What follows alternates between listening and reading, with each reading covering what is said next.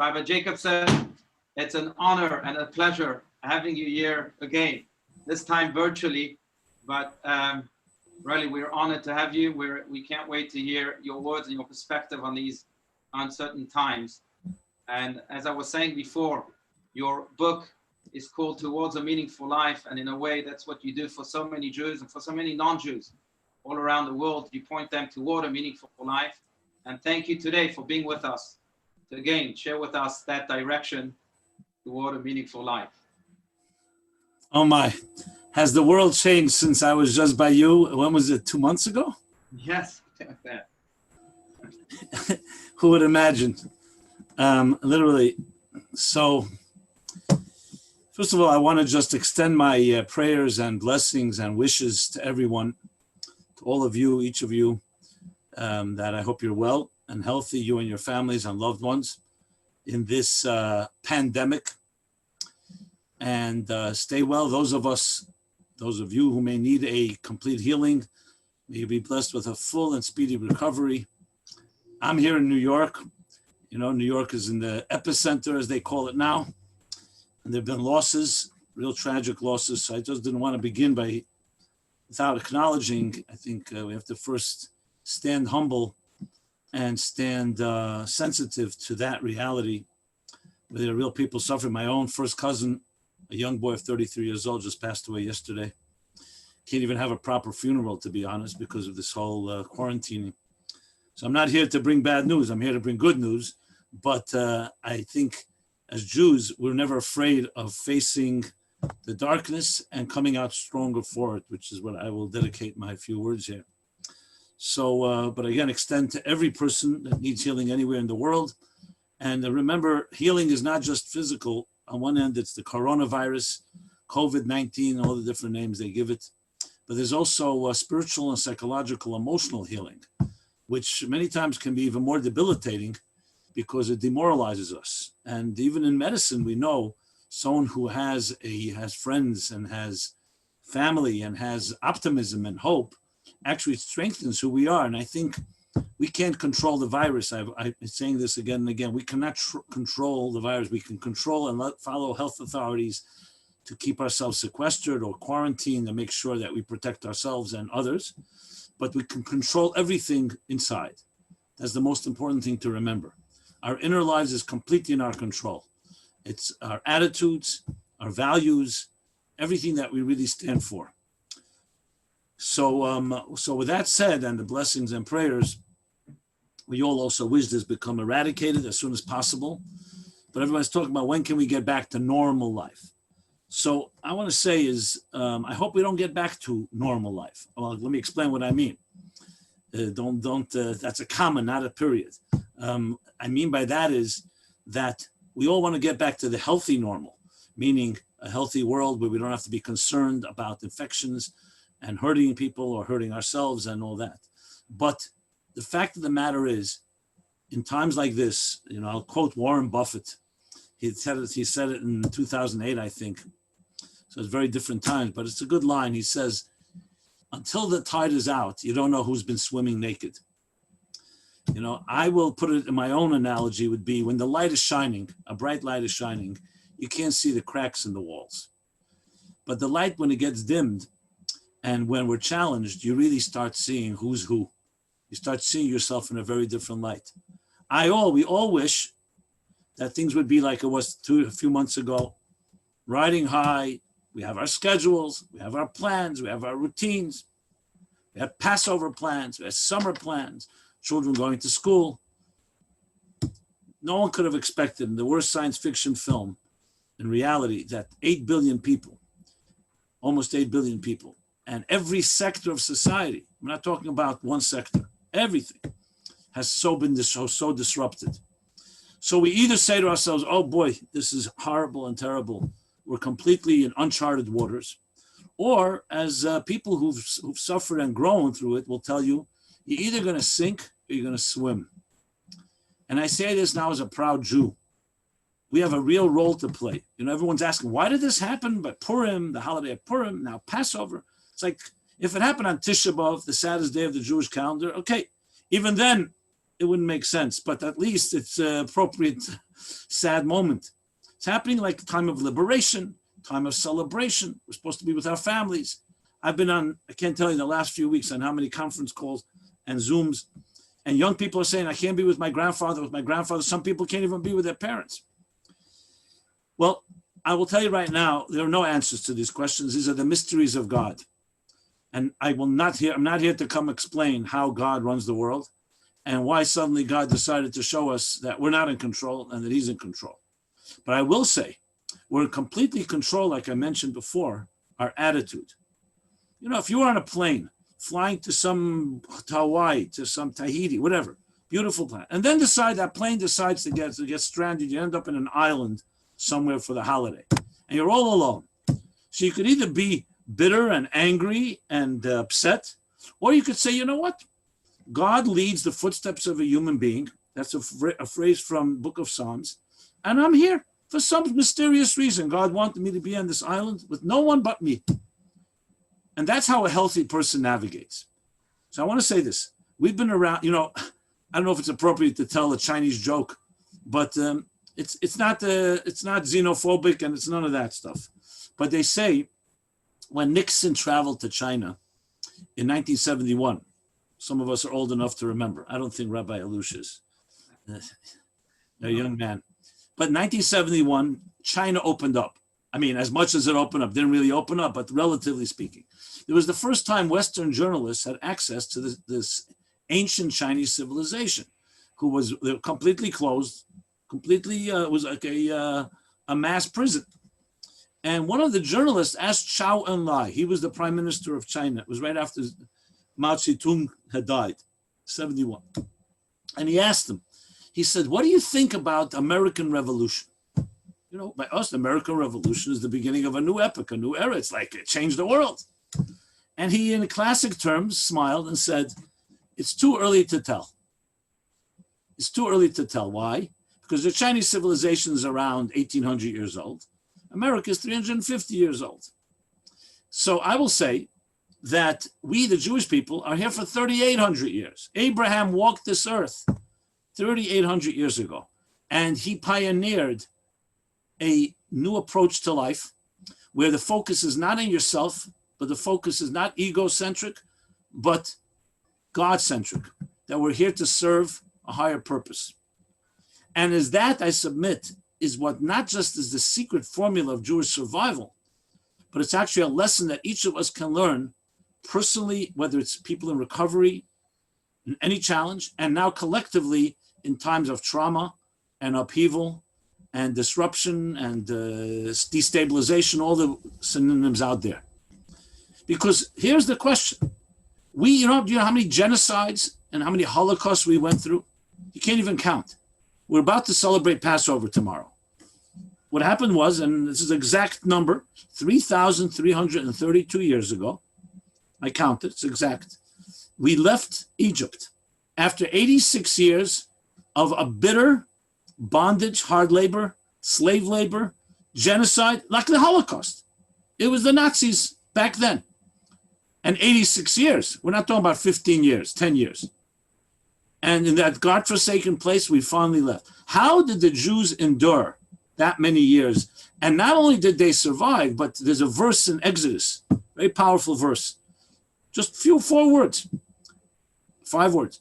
As they were oppressed, they thrived and they flourished. In other words, in direct proportion, oppression not only did not break their backs and their spirits and their morale, it actually made them stronger. So who does not want to know the answer to that formula? All of us in our own personal lives have probably experienced a loss, a trauma, abuse, or whatever it may be. Now the world is traumatized, in shock. Frankly, I think we're all still in shock. No one can believe it. It's like this, it's so unfathomable, because also it's not localized. It's everywhere. And the exponential effect we haven't even begun to see. So we're all in it together. So the formula, my friends, is very straightforward. We're going to say the whole Seder. So I would say the Seder has not come in a better time. It's actually a time-tested methodology and formula to deal precisely with challenges like this. When all seems to be lost, when our entire outer world has been disrupted, our schedules, our routines, our patterns, everything we depended on. What are we left with? You know, we're left with our souls intact. And that's what the Jews mastered. No matter what happened to them in Egypt, and later, remember, it wasn't a fluke. It wasn't an outlier. It happened then afterwards where the Babylonians destroyed the first temple, and then they had to deal with the Persians and the Greeks and the Assyrians before that, and then the Romans destroyed the second temple. And you name it. If it wasn't the Crusaders, it was the Inquisition. If it wasn't the pogroms, it was the Holocaust. And I'm not meaning to just compare tragedies. In other words, a steady stream, a history where they say in Europe there's more Jewish blood in the rivers than water. So how did we make it? 14.5 million of us, 15 million, Ken Yirbu. Nations that had billions of people. The Roman Empire, you know what kind of empire it was? And money and land. We didn't have a land till 60 years ago. How did we do it? We did it because we had a new resource. I wouldn't say new. We had a deeper resource that we were able to turn to that cannot be destroyed. You know why? Because it's not man-made. Every institution, every convention, everything that we rely on, our jobs, our schools, our government, has all been impacted. You know why? Because it's all man-made. But there's one thing that is infatigable and is indestructible, and that is our souls, our spirits, and therefore our faith. We will be saying tomorrow night at the Seder, perhaps with, if you think about it, with more kavanah, more intention than ever before. Vihi sha'amda lanu. In a somewhat vague statement, Vihi, she withstood or prevailed or gave us the power, however you translate it. And our parents, because in every generation, there were forces that came to try to destroy us. HaKadosh Baruch Hu and God, Matzilenu miyodam, God helped us and saved us. That's what we held on. The Vihi is interpreted in two ways. It's our faith, Amunah, and it's God's promise, Havtacha, that we trust and respect a higher power. And even though God is the one that brought this upon us, but at the same time gives us the strengths and the fortitude and all the resilience we need to not just get through it, but to become stronger in the process. That's the story of the Passover Seder. Last year, I do Seder, I've been done Seders, public Seders, and speaking and always teaching how it's a method to transcendence and so on. This year, I believe the first time in history, we can experience the most liberating possible Seder because we have before us a Mitzrayim. You know, I don't know if you know this, but it says in the Talmud that that's why we do the Seder, that every generation and every day we're supposed to envision as if we left Mitzrayim. Mitzrayim is the Hebrew word for Egypt. Now let me ask you something. It's one thing to commemorate, to remember. What kind of statement is that to envision? How do we envision leaving Mitzrayim? Most of us have never been in Egypt. And even if you have been. So Hasidic masters teach the following. They say that they tell us that the word Mitzrayim has a root. There's a meaning. It's not just the geographic location called Egypt that's at the edge of Africa and Asia and so on, by the river Nile. But Mitzrayim means, listen to this, from the word constraints, limitations, inhibitions, fears, uncertainties, unknowns, whatever fears they may be, health, physical health, psychological health, you fill in the blanks. So here we have, tomorrow night begins a methodology, a journey, I would say, a 15-step journey, because the Seder is 15 steps, that is time-tested. Jews, even in the Holocaust, tried to do a Seder, even though they had no matzah and they had no wine. But they knew that there's something about it that will keep them free. The Nazis could take away their bodies, but not their souls. The Nazis could take away life, but they could not take away their faith. And they knew that even if it won't be us, it'll be our children. And if it won't be our children, it'll be our grandchildren. You go to any Holocaust survivor, and there aren't many left, and ask them, what's your reaction? We don't go blow up cafes in Berlin or Germany after World War II. You know what? The revenge of every Holocaust survivor and every one of us, they'll open up a photo album of their children and their grandchildren and say, that's my revenge. That we build and we become greater people. And darkness is not going to vanquish our light. We may have suffered, but we're not sufferers. We're not victims. That we will never be. You can do anything to us, but we will never be victims and will never behave like victims. I remember hearing from Chief Rabbi Lau. By the way, Rabbi, what's the time limit here? You know, I can go on for hours, as you know. Well, we love listening to you, so you can go on for however long Okay, you want. until Passover. Yeah, why not? Not exactly. So I heard from Chief Rabbi Lau. The former Chief Rabbi Lau, the father. He came to America the first time. Yisrael Meir Lau, Rabbi Yisrael Meir Lau, who was a Holocaust survivor himself, and a long line of rabbis. I think he's that famous picture of a child standing, you know, with his hands up with the Nazis. They say that's him. However, anyway, he was saved. He came to America in 1974 for the first time, and he was then rabbi of Netanya, small town north of Tel Aviv. He came to see the Lubavitcher Rebbe, and I mentioned that also to honor my Rebbe, my mentor, our Rebbe, whose birthday was this just Sunday, and also has shaped and defined my life. So it was good to, especially in times like this, to invoke the merit, the schut of our teachers and our mentors and our great leaders. He went to see the Rebbe in 1974. He's sitting in the office with the Rebbe, and the Rebbe asks him, what's the mood in Israel like? Remember, it was right after the Yom Kippur War. And the mood was not good, because in contrast, in stark contrast to after the 6-day war, as we know, then there was euphoria. In 6 days, Israel had tripled its mass, its land size, very few casualties relatively, and it was a miraculous. The whole world, the whole Jewish world was euphoria. It was like an awakening. In 1974, it was very different because there was arrogance, there was mistakes, they weren't planned, and Yom Kippur, they were caught by surprise, Israel. So though things turned around, thank God, and they won the war, but it was over 2,000 casualties for a country like Israel. That was like in hundreds of thousands to a country like in this United States, or more even.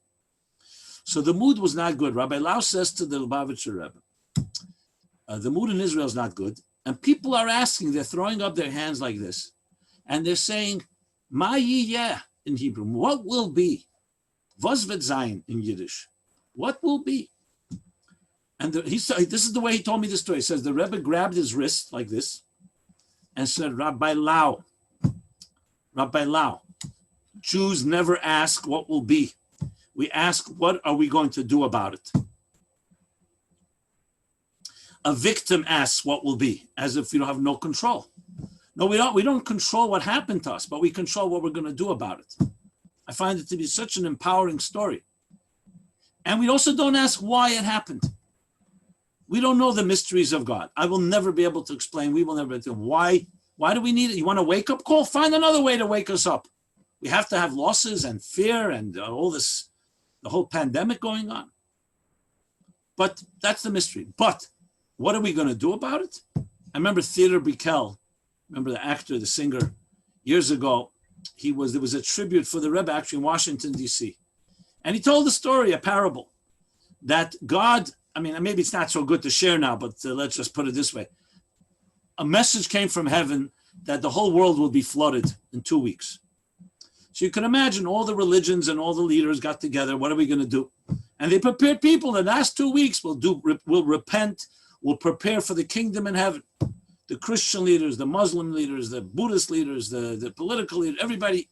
The Lubavitcher Rebbe, he says, got everybody together and said the following. Look, they tell us that we're going to have that in 2 weeks, the world's going to be flooded. So we have 2 weeks to figure out how to live underwater. This is the Jewish response. We maneuver, we navigate. What's the difference between a good swimmer and a bad swimmer? I mentioned before, until the tide is out, we don't know who's swimming naked. The difference between a good swimmer and a bad swimmer is when a storm comes, a bad swimmer is going to try to fight the tide. They may be overconfident, they may be ignorant, and they could be overwhelmed and, God forbid, even drown. A good swimmer, a storm, I'm not fighting the tide. I'm going to float now. I'm going to let the tide carry me, and I'll navigate. That's what a good swimmer does. So we don't retreat in fear. We're not just reckless in blind faith and say everything is, denial and escapism. We're quite aware of what's going on. Our feet are firmly planted on the ground, but our minds, our heads, our souls look up to heaven and say, how am I going to navigate? Yes, Passover, there are going to be people alone, sad, very sad. There are going to be people just with an immediate family, very different than all our plans. I had plans. I was going to be near Washington, D.C., 1,000 people, the whole thing. If it was not for the tragedy of losses and death and the illness, I smiled to myself. I said, you know what? God had other plans. He wants me to be in a more quarantined state. So you could either just sit and be bitter, or you're going to say, you know what? I'm going to find within me deeper resources to be the greatest person. I'm going to use the Seder to be a spiritually liberated person. You think you can't find spiritual liberation even in time like this? Of course you can.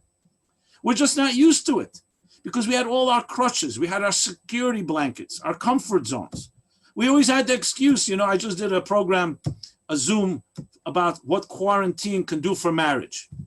A couple called me. We can't stand each other in regular times. Now we're here 24/7 with each other. So I said, grow up and rise to the occasion. This is a time to access your inner resources. Many of us are just not used to it. Because till now, we could just say, one second, honey, your wife or spouse tells you, we got to talk. Our marriage is not doing so well. You're right, but I got to run to my office. It comes at night. Oh, we have a dinner appointment. Comes later, I'm checking my texts. There's always something to do. Now, suddenly, all these comfort zones have been stripped from us. So you're either completely lost, because what do you turn to? So I tell you, heart to heart, human to human being, we have a soul. You just may not be aware of your soul, or you may not be aware of all its strength. Maybe now's the time. Now's the time. I had some of the symptoms. Thank God it's over with. The last symptom was I lost my taste and my smell. So I was down to 3 senses: sight, sound, and touch. Then someone tells me, I think your sound's also going. You're not really hearing me. And my daughter lets me know that she asked me about something. She wanted me to see something on a website, and I didn't see the background. She says, I think your sight is going too. So I was down to touch. I'm being half humorous, but I didn't have sound and I didn't have taste and smell. And you know what? I survived. I realized something that I always write about, that if you close down your senses, if you close your eyes right now and your ears, let's try this exercise together. Your eyes, don't close your ears completely, because then you won't hear me speak. Your eyes, your ears, your taste, touch, and smell. What do you think you're going to be left with? So initially, it sounds like I'm going to disappear. I'll just evaporate. No, you'll be left with your soul. But we're so hyper-stimulated, our senses, the things we watch, the things we hear, the things we smell, and we taste and touch. We think that's reality. My friends, we've been woken up. There's another reality. It's called your inner life. I'm reading again and again. 40, 50, 60, 70% of Americans, and I'm sure in Europe as well, in the world as well, are turning to faith, are turning to the Bible, are turning to spirituality. Why? Because it becomes very clear that when the so-called institutions that you were so relying on are not there, or that at least they're not consistent, and we don't know what's going to be, you dig deeper. And I say this with full pride, and this is really universal. To me, the Passover Seder is a formula not just for Jews, it's for everyone. A 15-step journey to do what? To transcend. That's what pass over means. Pass over, you're passing over. What are you transcending? So 3,300 years ago, they transcended a very hard labor and slave labor and a Holocaust. Our grandparents all had their things to transcend. And we need to transcend, while being prudent, our fears, our concerns, our challenges. This is a time to bond like we never have bonded with the people we love. Time to call people. Time to write to each other. If you have children at home, a time to connect with them. The best defense is offense. Not just saying, okay, let's fill the time. Let's figure out how we're going to buy time. We don't even know how long this is going to be. I hope it's over before Pesach, to be very honest, but it's most likely not. So from our perspective, as I said, you're either going to sink or swim, or not sink, but struggle. what do they say? Flailing hands. Struggle. When we have the opportunity really to become the best possible people. Again, this was now unwanted, unexpected, and I wish it never happened. But now that we're here, what are you going to do? My father was a journalist, and he would always say, there are three types of people. People who make things happen, people who watch things happen, and people who ask what happened. Let us make things happen, you and I. Now, if you say, I don't know what to do, so I want to offer you something. I think Rabbi Alush knows about it, but I'll share it here. I just came out yesterday, a special new 15-step video program, 15-step journey, I call it. 15-step, I should say, soulful and musical journey to healing and transformation through the Seder. I took the 15 steps of the Seder and the very short 3-minute videos, and thank God I had some cantors who all gave me their music and melodies. We combined it together. Check it out. Go to meaningfullife.com/Seder, and you'll find it right there. It's a free program. Use it. Well, what did I do? I went through each step of the Seder, and I showed how it's a tool. It's a methodology. It's an instrument that can help you in this time. And you can adapt it and customize it to whatever your state of mind is. If you're depressed, if you're fearful, if you're concerned, we all have our stuff. Check it out. So now you don't even have the excuse to say, I don't know what to do. Okay? Here's an opportunity. I've also started creating a spiritual antidote. Every day we send out a short little video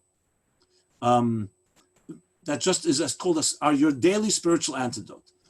I was inspired because I kept seeing the negative news, the press conferences, this, and people's head, we keep getting overwhelmed by all of this. So I said, you know what, let's counter it with some positive news, which is, let's talk about ourselves. Find out a little about yourself with exercises and start working on that. And we can do it together with our loved ones. You can do it online. You can do it with our friends and so on.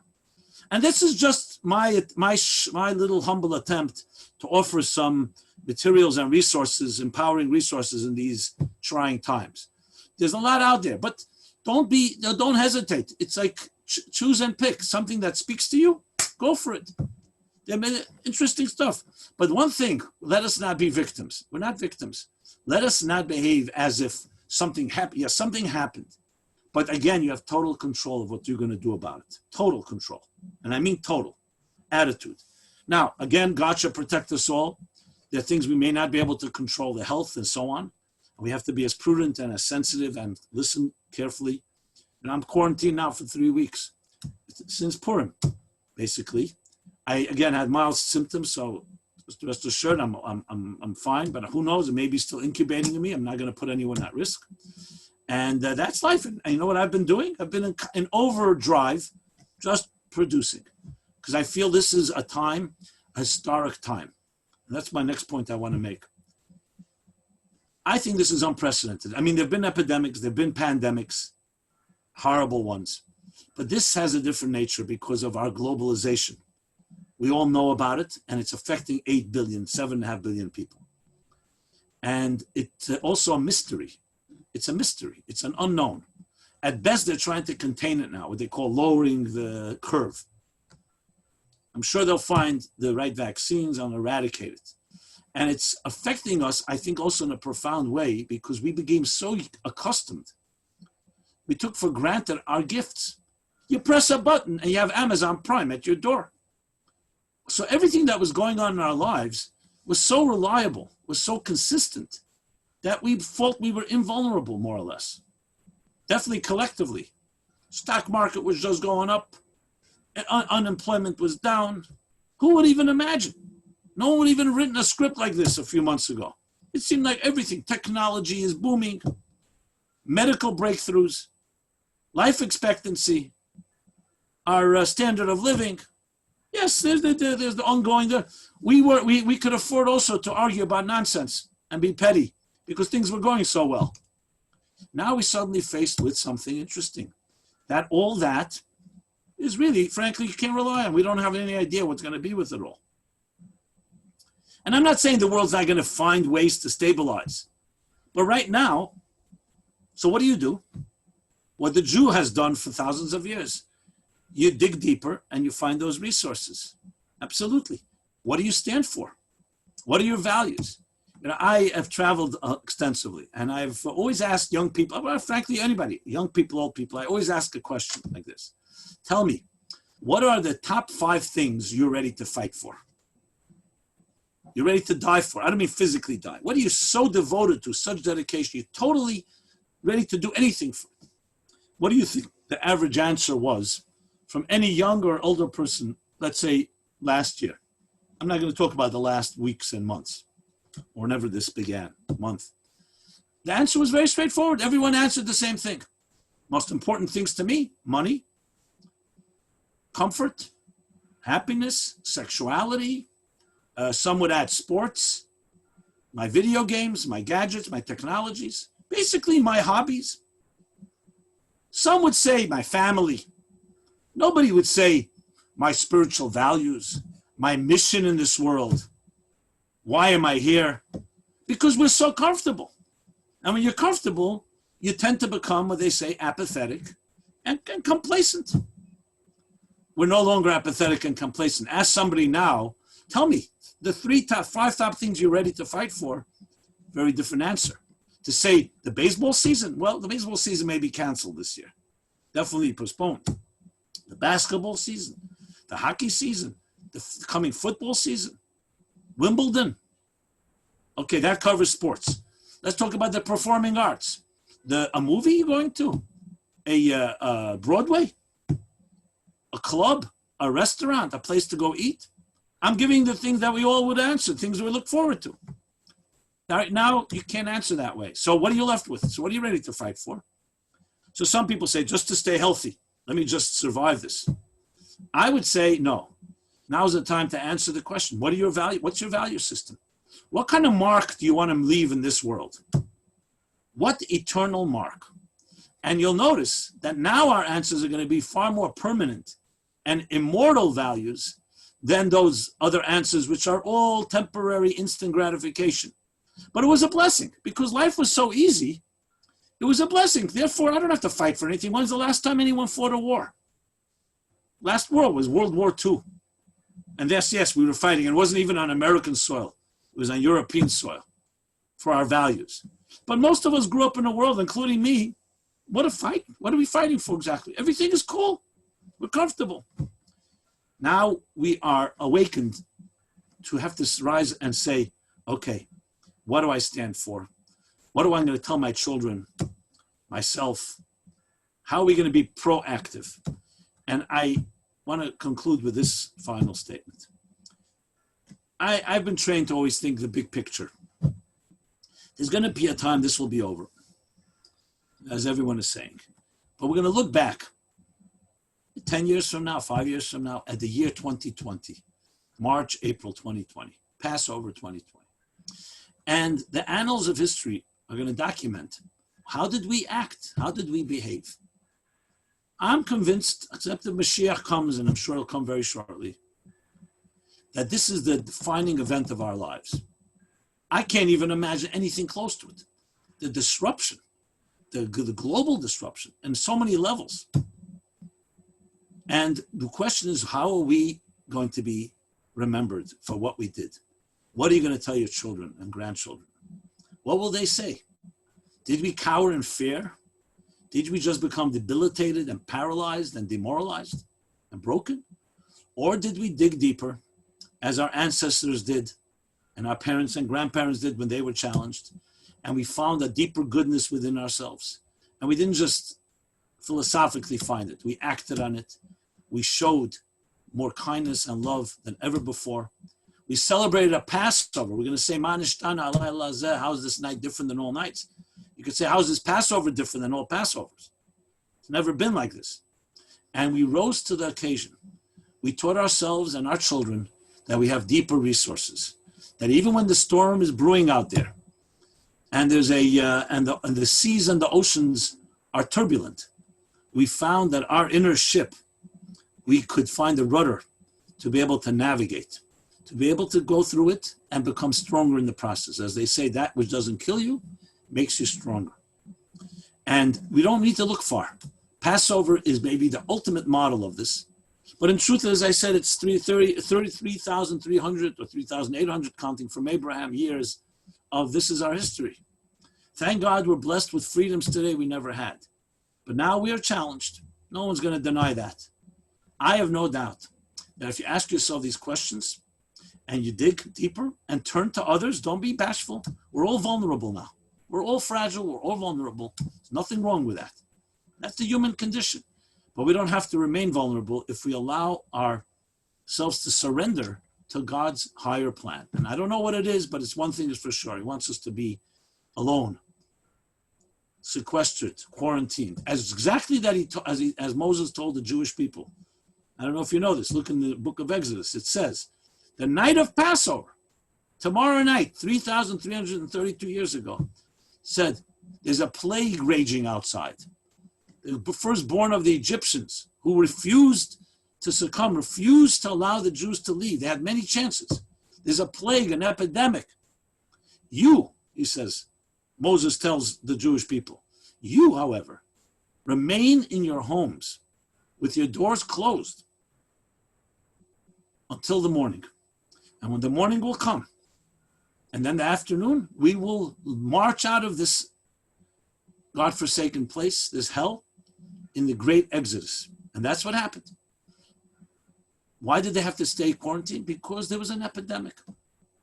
And God realized that this is not a time to be in the streets. Now is the time to celebrate with your families, however you can celebrate. We will have our morning. It's clearly not one night alone, this pandemic, but we will have our morning, and the morning will come, just as it always has. The dawn will break. We'll get through this, and we will be freed. And I firmly believe that we'll be a stronger people. We'll be a redeemed people because, as I said, that which doesn't kill you makes you stronger. Because we'll learn. I think we go on track, the right track. I believe that we will eradicate not just this virus. We will be ready for another one and not allow this to happen. That's what humans have always done. We were caught off guard, maybe because we were lulled into our comforts and we didn't think it's possible. So we will become stronger, and we will be able to say that this Passover 2020, interesting, a year 2020 is supposed to be a 2020 vision. Instead, we have a surprise that nobody could envision, but we've learned from it to become greater and freer and more powerful people. Please see me. I know some of you, I'm sure, when I was in Scottsdale. And I wouldn't be here right now speaking with you if it wasn't for the coronavirus. So right there is a blessing that came out of this. We're able to connect. Yes, not physically, but I'm always saying to people, we may be socially distant or physically distant, maybe is a better expression, but soulfully connected more than ever. I really feel the connection. I feel a deep love to my brethren, to each one of you, because we're in it together. There's no social status, no economic status. There's nothing that separates us when it comes to this. This little microscopic microbe has humbled the human race, but we can look at it as being just a disease, or we can look at it as an opportunity to really realize that we are one organism, and we are one people, and we share one destiny, and to surrender to the narrative that God is writing for us. It's not our now. Allow that narrative, the choreography, to take hold and swim with it. And you'll be surprised when you let go like that and don't think you're in control. That's when you regain control, because you realize you're connected and you're an extension of a higher story. Those that try to fight it, good luck. Go fight nature. Go fight God. Go fight this whole pandemic.